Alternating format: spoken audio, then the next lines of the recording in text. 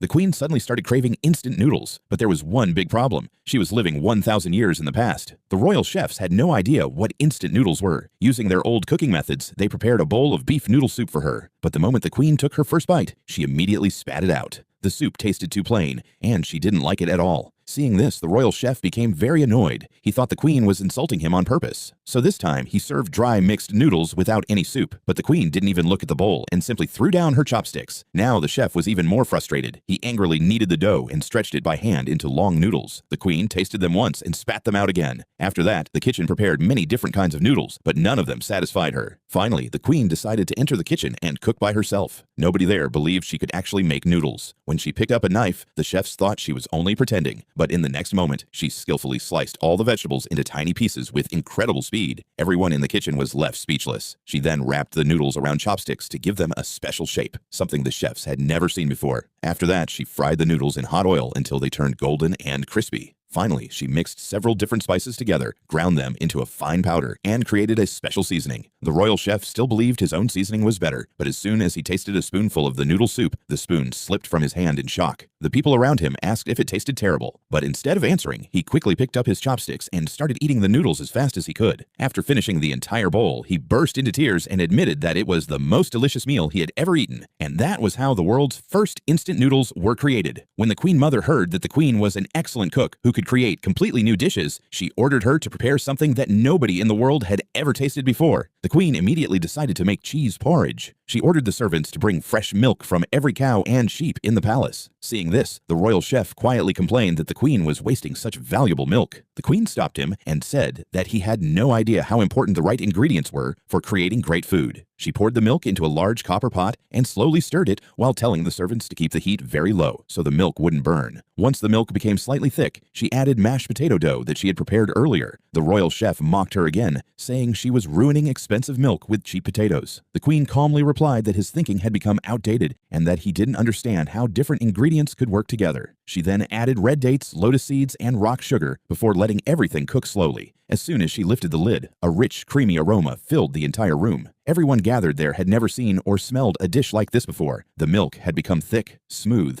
and silky. The queen served it on a plate and sprinkled chopped parsley on top as a garnish. The royal chef believed it was only for appearance, but the queen mother took one spoonful and kept eating without stopping. She completely fell in love with the taste and happily rewarded the queen with a grand prize.